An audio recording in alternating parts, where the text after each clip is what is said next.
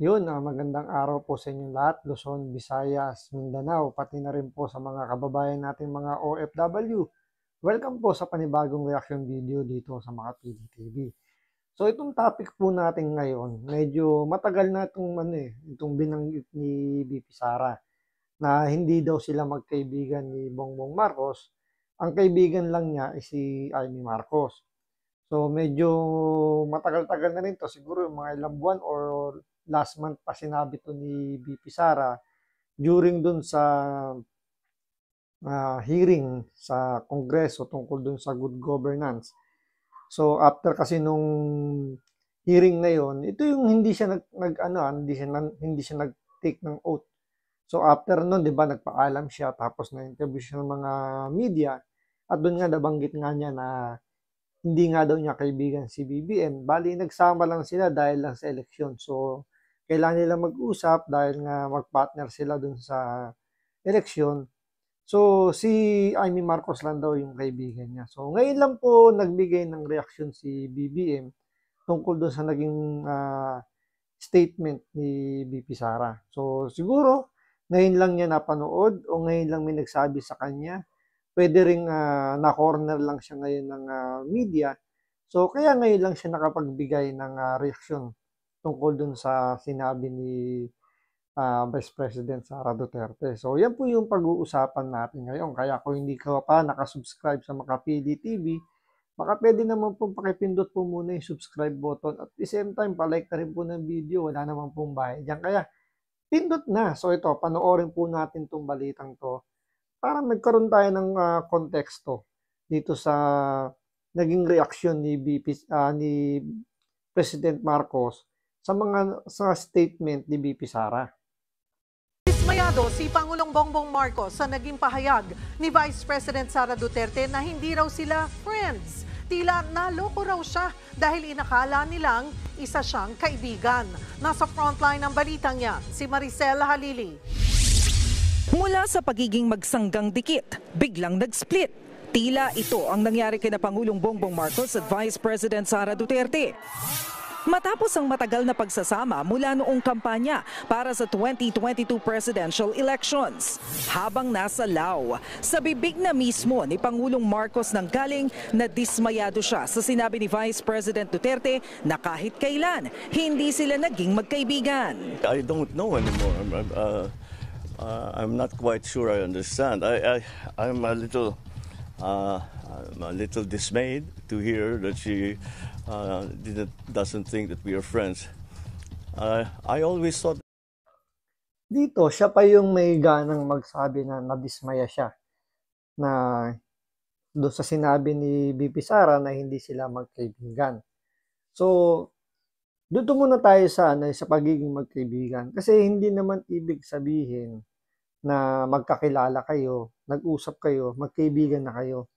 So, meron kasing, kumbaga, hindi mo pwedeng sabihin kaibigan mo isang tao kahit na nag-uusap kayo. Magkakilala pwede. So, siguro, itong si BBM, masyadong naging attached lang.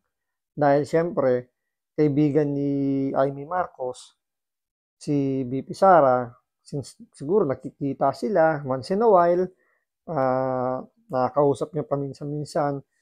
So, ina-assume niya na magkaibigan na kagad sila ni BP Sara. Siyempre, may ibang tao kasi, depende kasi yan depende sa tao pala. Depende sa tao yan kung paano niya ika-categorize yung isang tao kung kaibigan ba niya ito or kakilala. Diba? Halimbawa, sa 'di ba, sa magkarelasyon nga, 'di ba? Once na yan nag-split, hindi na yan tinuturing na magkaibigan. 'Di ba? Yun naman talaga real talk na nangyayari diyan. Hindi na sila magkaibigan, magkakilala na lang.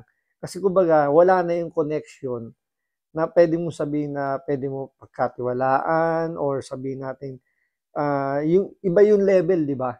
So, nasa ganung level siguro yung understanding ni BP Sara dun sa ibig sabihin ng magkaibigan. So, meron 'di bang mga sitwasyon din, 'di ba, na mas makikilala mo ang kaibigan mo pagdating ng kagipitan.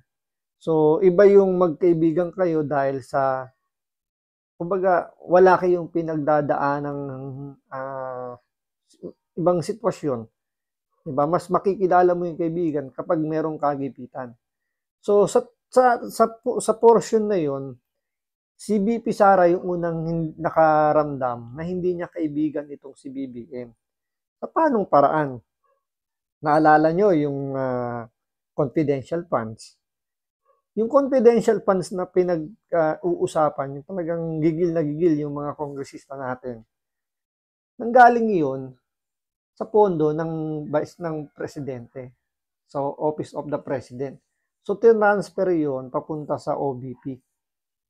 So, nung binanatan yun ng mga kaalyado, ng mga bata ni Tambi, ni wala man lang tayo narinig o wala man lang 'di ba narinig kahit yung pamilya Duterte na ipinagtanggol man lang ni Bongbong Marcos si BP Sara. Considering pinsan ni BBM si Tambi na House Speaker ng Kongreso. So hindi man lang niya kinausap yung kanyang pinsan na, "Oy, pinsan, Vice President ko yung binabanatan ng mga bata mo. Baka pwede namang lubayan yun kasi Vice President ko yan. Kaibigan ko yan." Di ba dapat ganun ang nangyari? So, wala tayong narinig. So, pinabayaan lang ni BBM na atakihin ng mga kongresista si Vice President Sara Duterte tungkol dun sa confidential funds na nagamit yung 125 million in 11 days. So, doon ngayon siya pinupuruan hanggang ngayon. So, nung nag-retaliate na, o sabihin natin nung bumanat na rin si BP Sara, nung tinawag niyang tambaluslos, di ba? Nagsalita siya tungkol doon sa tambaluslos, mas lalong uminit yung mga mambabatas natin sa kongreso natin na talagang ipagtanggol yung kanilang poon. So, mukhang wala rin naman tayo narinig na sinabi ni BBM na kumbaga para pahupain yung tension ng dalawa, ng Vice President at ng Speaker of the House. So, walang ginawa yung Presidente. Siguro, dahil bumanat na si Vice President Sara Duterte sa pinsan niya, siguro, doon nag-init itong si BBM na, teka lang, bakit mo binanatan yung pinsan ko, Vice President? So, doon na nagkaroon ng lamat. Kaya nga nagalit na si Pangulong Duterte, di ba? Na bakit hindi man lang pinagtatanggol ng Presidente yung Vice President niya. Bagkus, hinayaan niya lang na birahin ng mga mambabatas. Particular doon sa Kongreso, itong si Vice President Sara Duterte. So, doon pala, naramdaman na ni BP Sara na itong taong to, hindi to kayang ipagtanggol yung kaibigan niya. Kung kaibigan siguro, during that election period siguro, sa campaign period, siguro may portion mo doon kahit konti na katapang siguro tinuring ni Vice President Sara Duterte na kaibigan to si BBM. Pero nung naramdaman ni Vice President Sara Duterte na hindi man lang siya pinagtanggol nito doon sa mga mambabatas na congressman, doon siguro pinutol na ni Vice President Sara Duterte yung kanilang magkaibigan. So, bumalik doon sa mood ng magkakilala lang sila. Ngayon, sabi ko nga, di ba, dapat in times of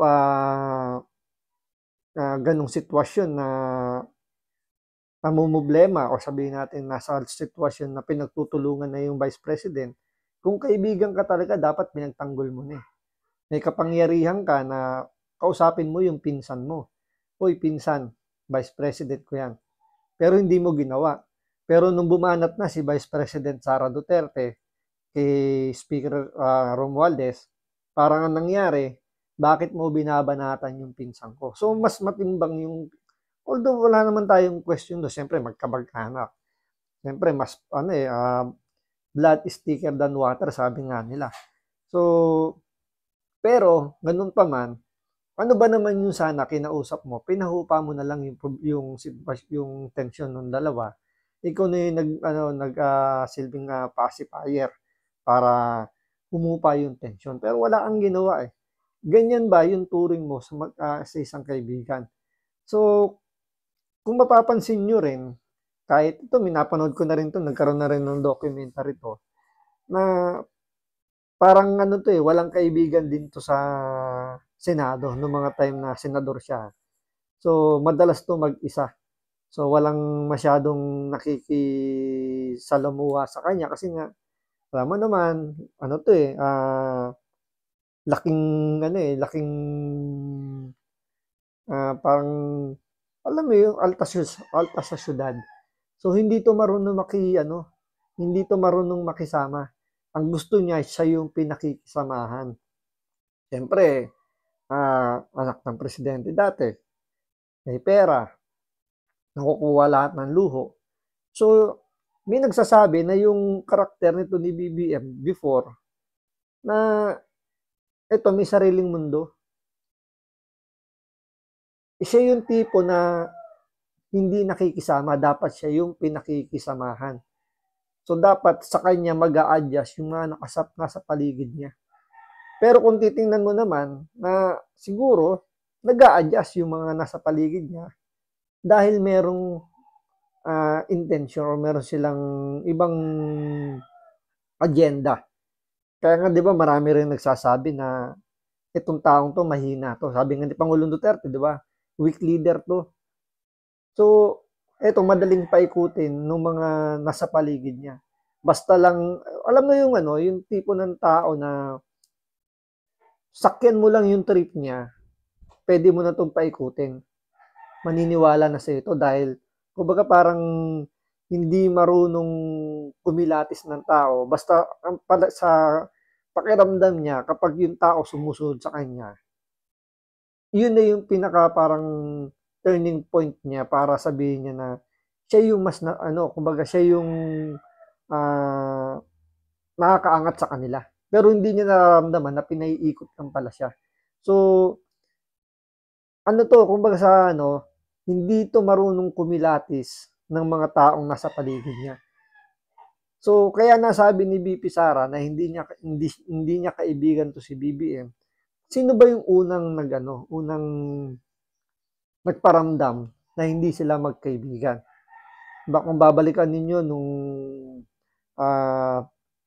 first day pa lang nung pumutok na yung confidential funds, hindi siya nagsalita. So, doon naramdaman ni BP Sara na hindi to kaibigan ng trato sa kanya. Kasi dahil nga siguro presidente na siya, nasa kanya na lahat ng kapangyarihan, so tablado na kagad yung BP. Kaya nga, kung mapapansin nyo, bakit ngayon lang siya nagsalita tungkol dun sa sinabi ni BP Sara na hindi sila magkaibigan. So, siya pa yung nadismaya. Pero kung titingnan mo yung taong bayan, sa mga nakakapansin, dismayado sila rito kay BBM. Kahit nga si Pangulo Duterte, dismayado Bakit? Hindi nga pinagtanggol si BP Sara. Kung kaibigan mo talaga si BP Sara, sana day 1 pa lang nung inaatake na siya ng mga bata ni Tambi, sana tumayo ka na para ipagtanggol mo yung kaibigan mo. We were. But maybe I was deceived. Matatandaang sa budget hearing sa Kamara noong nakaraang buwan, sinabi ni VP Sara na kinailangan lang naman nilang mag-usap ni PBBM dahil magkatandem sila nung kampanya. Pero hindi sila quote-unquote friends. Ang kapatid lang daw kasi ni PBBM na si Senadora Amy Marcos ang kaibigan niya mula pa noong 2012. Kapansin-pansin naman na hindi si Vice President Sara Duterte ang itinalaga ni Pangulong Marcos habang nandito siya sa Vientiane para dumalo sa ASEAN Summit. Pero paliwanag dito ng Pangulo, natural lang ng ibang italaga niya rito dahil hindi na bahagi ng gabinete si VP Sara. Hulyo ng taong ito nang magbitiw si Duterte bilang Secretary ng Department of Education. Kaya hindi naman daw issue rito kung pinagkakatiwalaan niya si VP Sara o hindi. It's a very practical reason actually. That's how I came to that conclusion. If you notice the membership of the executive committee are all parts of they're all members of the cabinet up to now. Nagbabalita mula sa frontline. Dito may punto naman si BBM kung bakit hindi niya nilagay bilang caretaker si Vice President Sara Duterte. habang siya ay namamasyal sa Lao. I mean, umaattend ng kung anumang meeting na yan. So, medyo lang tayo, masyadong mahilig kasi itong mamasyal eh. So, anyway, may punto naman siya kung bakit hindi si VP Sara yung nilagay niya bilang caretaker. Siyempre nga naman, hindi na siya parte ng gabinete. So, dahil nga hindi na sila magkaibigan, sabi nga, siya pa nagsabi, di ba, dismayado nga siya kay VP Sara. So, kung dismayado siya kay VP Sara, bakit siya pa ilalagay bilang caretaker? Siyempre, magtatalaga na siya ng ibang tao na mas pagkakatiwalaan niya. Sa bagay, siguro hindi 100% yung pagtitiwala niya noong mga time na parte pa ng gabinete si VP Sara dahil hindi nga niya pinagtanggol bilang kaibigan. So, may punto naman siya kaya hindi niya iniligay si Vice President Sara Duterte bilang caretaker. Siyempre, what if baka pagbalik niya, hindi na siya ang presidente, si VP Sara na baka yun ang iniisip niya na baka, alam niyo na baka binubulungan na siya ng mga nakapaligid niya. Huwag mong ilalagay na caretaker na ngayon yan. Kasi hindi na siya parte ng gabinete. Baka pagbalik mo, hindi na ikaw yung presidente. So alam naman ng mga nakapaligid sa kanya na paniwalain tong si BBM, eto, nakinig. So, may punto na hindi niya ilagay talaga si VP Sara. Siyempre, baka nga naman, pag uwi niya, hindi na siya yung presidente at nagdidiwang na yung buong Pilipinas dahil wala na siya sa pwesto. Diba? So, hanggang dito lang po muna. Maraming salamat sa panonood. Ingat po kayo lagi. God bless.